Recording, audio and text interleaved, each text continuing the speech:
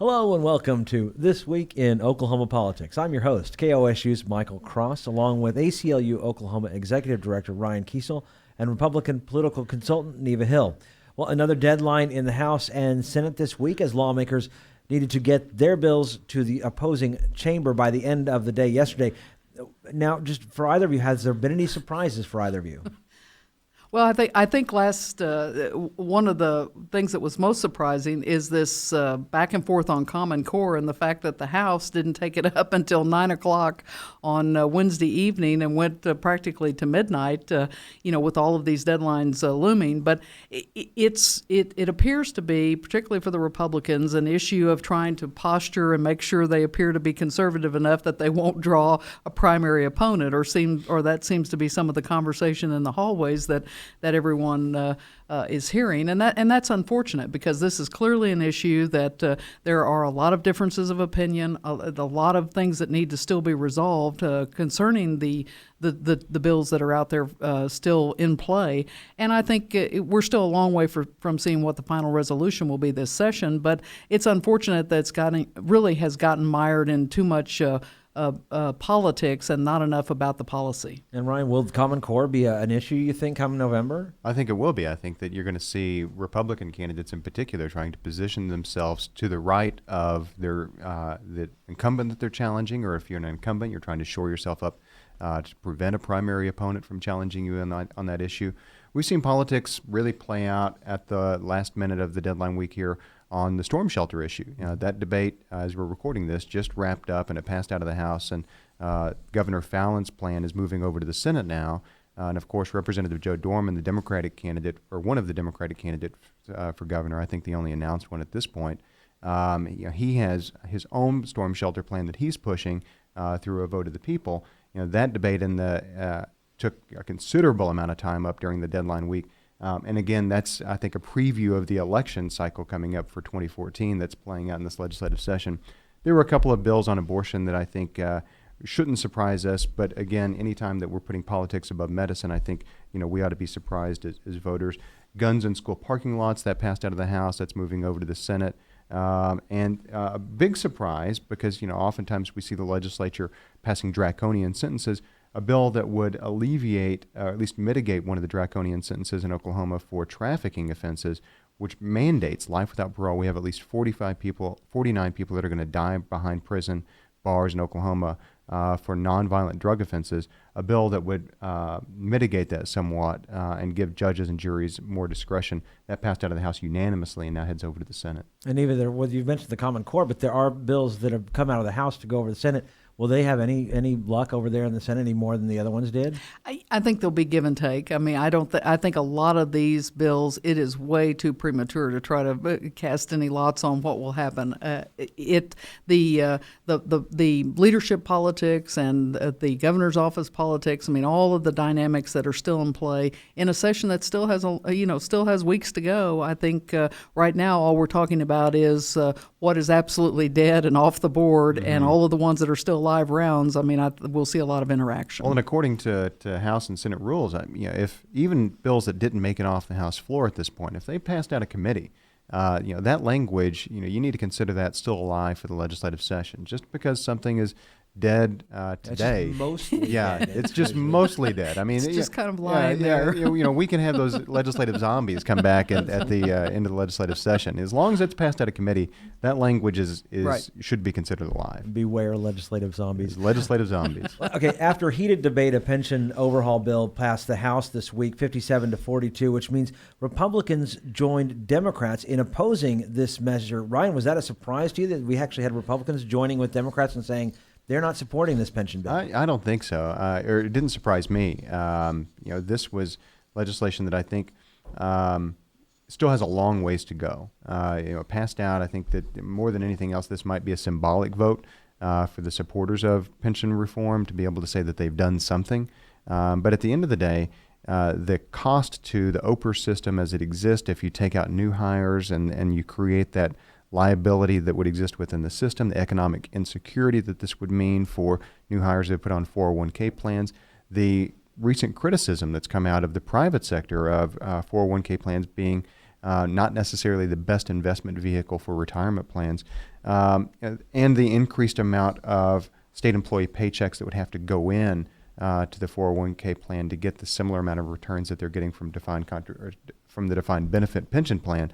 All of those things, I think, add up to some strong arguments against this actually becoming law. Neva, Governor Fallon wanted this. She mentioned in her State of the State. Do you think this would be a defeat if this bill doesn't finally make it at the end? It's not a defeat if one bill doesn't make it to the end. I think it is the start of a long process like we've talked about. There's no question when you have $11 billion in unfunded pension liabilities, something has to be done. And whether it's the proposal of moving new state employees into something like a 401k style system and using those savings that would be there to help shore up the current system and make sure that those workers that have vested plans actually will be able to realize that when the time comes. I mean, this is not a problem that's going to go away, and it's a problem that is one of those that is so complex that it takes a long time to get enough folks to the table to reach some sort of a consensus. No one's going to get all that they want, and they can throw a bunch of bogus arguments out there on the table that kind of get everybody scattered and running different directions. But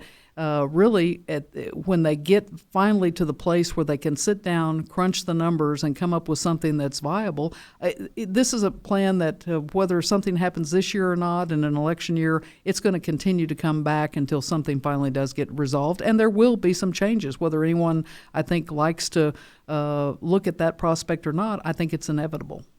Now, earlier this week, the Tulsa World put out an editorial saying the governor and other state officials shouldn't get pay raises. A day later, Fallon sent a letter to lawmakers saying she didn't want to get a raise, not while state workers haven't. Neva, what are your thoughts on this? Well, this is one of these things that always gets a little bit mired because the pay raises that come for statewide elected officials are a result of the Supreme Court justices and those in the court system getting raises. So it's all tied together, and I think the public certainly doesn't understand that. But it's great to kind of throw that out there if you want to kind of put some egg on the face of statewide officials running for re-election and put them in a position to quickly have to say, no, we don't want this. No one was advocating for a raise for the governor or anyone else in statewide office that I know of. I think a lot of the judicial branch would like to see those increases, and frankly, it may be a little tit for tat in their ability to kind of do a little across the bow volley on the fact that this judicial activism the debate that continues to rage and all of the proposals and suggestions on what might come along as far as legislation related to that or some type of referendum out of the business community. So, much to do really about nothing other than everybody had to stand up and make a statement. Well, it's actually tied, the state officials tied to the judicial branch. Should that be abolished like some of them are calling for? Absolutely not. I think that it that wasn't done by accident. The tying of judicial salaries with statewide elected official salaries, that wasn't done by accident because you have a separation of powers issue here. If the judiciary is entirely dependent upon the executive branch and the legislature to approve and pass their pay raises, they could use that as a carrot and a stick that would create, I think, an imbalance in the checks and balances system that we have with an independent judiciary as one of the three branches of government in the state of Oklahoma. So I think that no one here, and I agree with Neva, no one here I think looks at this and says, judges need a pay raise right now, even though it's been since 2006 since they have. Statewide elected officials don't need a pay raise. And we can say that not because they don't necessarily need one, but because if we're going to have pay raises, state employees across the board need to have a pay raise before we start increasing the amount of compensation for our highest paid state employees out there. Now, in the race for state Senate, former House Speaker T.W. Shannon got an endorsement from former Alaska Governor Sarah Palin. Ryan, were you surprised by this? I'm not surprised. I think that T.W. Shannon has been trying to position himself as the more conservative candidate. It's pretty apparent now what his line of attack against James Lankford is going to be. That Congressman Lankford is a Washington insider, and that because of his compromising on certain issues like the debt ceiling limit in the last budget negotiations, that somehow makes him a liberal candidate, which again just boggles my mind that James Lankford has become a liberal all of a sudden. So Sarah Palin coming in on the side of T.W. Shannon isn't all that surprising. It'll be whether those endorsements mean a whole lot. I don't know that they do. Frankly, folks that I think are that plugged in where a Sarah Palin endorsement does mean something, they've probably already made their minds up already. Endorsements don't always mean much. And Sarah Palin, though, used to be very powerful in Oklahoma. Do you think she still has that kind of power? I don't know that any one outsider outside the state of Oklahoma, the endorsement holds a lot of power per se. I think what we have is dueling endorsements. I mean, and when you get a major statewide race like a U.S. Senate campaign, you can expect that all of the campaigns are going to engage in trying to get as many high-profile people in state and out of state to come along and say, yes, this is the best person. This is the one I know. This is the one that's best for Oklahoma. And so I think we'll continue to see throughout the course of the campaign this type of endorsement feature being profiled, and part of it is for each of the campaigns out there to be able to create their own momentum and also to keep their own base and their own folks energized seeing activity. So nothing easier to do that with than a news release that says so and so made an endorsement today. It's interesting to get an endorsement from someone who bases their endorsement on you being an outsider. Sarah Palin saying that she's endorsing T.W. Shannon because he's not a Washington insider. But Sarah Palin, regardless of what she wants to say, she's become a Washington insider. I mean, she's part of the machine now. She's a brand, a Washington brand, a political brand. And so for a Washington insider to endorse someone because they're a Washington outsider, it's just this weird circular logic. But That's for politics, whatever and it that's is, why we follow there you go. it. Ryan and Neva's comments do not necessarily reflect the views of the ACLU, KOSU, its staff.